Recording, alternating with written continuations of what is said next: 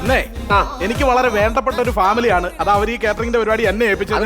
പറയാതെ ഞങ്ങൾക്ക് അറിയാലോ. അതുകൊണ്ട് തന്നെ നമുക്ക് ഇത് അടിപൊളിയാക്കണം, സൂപ്പർ ആക്കണം കേട്ടോ. അടിപൊളിയാക്കും. രമേശോ, ഇത് കല്യാണ റിസപ്ഷൻ അവിടെ നടക്കുന്നത്, അല്ലാതെ ബാറിലെ റിസപ്ഷൻ അല്ല. അല്ല, അത് ഞാനേ മൈക്ക് ടെസ്റ്റ് ചെയ്തതാ. ആണ്, അല്ലാതെ കള്ള് നാട്ടുകാരെ വിളിച്ചറിയിച്ചല്ല. അങ്ങനെയൊന്നുമില്ല. നോണ പറയല്ലേ? ഇല്ലെന്ന്. അതൊന്നും അല്ല. എന്താ 4 പേര് ഒരു ഫുള്ളുമായിട്ട് ആ വാഴത്തോട്ടത്തായിട്ട് പോയിട്ടുണ്ട്. അവർക്കുള്ള സിഗ്നൽ കൊടുത്താലടാ. നീ ആവശ്യമില്ല സംസാരിക്കരുത് കേട്ടോ. എന്താ സിഗ്നൽ കൊടുക്കാൻ? ഞാൻ ട്രാഫിക്കിലാണ് വർക്ക് ചെയ്യുന്നത്. ചുമ്മാലടാ നിന്നെ നാട്ടുകാർ രസോടെ എന്ന് വിളിക്കണത്. പല പ്രാവശ്യം പറഞ്ഞോട് എന്നെ രസോടെ വിളിക്കുന്നത് കേട്ടാ.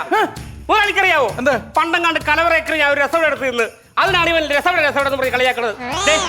എന്റെ അച്ഛനും അമ്മയും മര്യാദക്ക് എനിക്കൊരു പേരിട്ടുണ്ട് കേട്ടാ. എന്ത് രസവട? അല്ലല്ല, സരസൻ.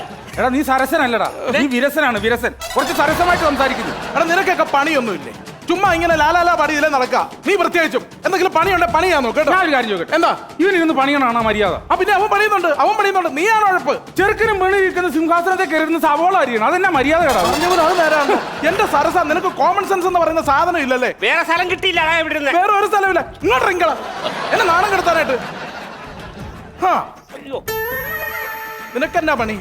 അല്ല, എനിക്ക് പറഞ്ഞാൽ ആൾക്കാർ വരണം, സ്കോഷ് എടുത്ത് കൊടുക്കണം, അത്രേ ഉള്ളൂ. Welcome drink. അത് കൊടുത്ത അതിന്റെ പരിപാടി നോക്കി കൊടുക്കണം.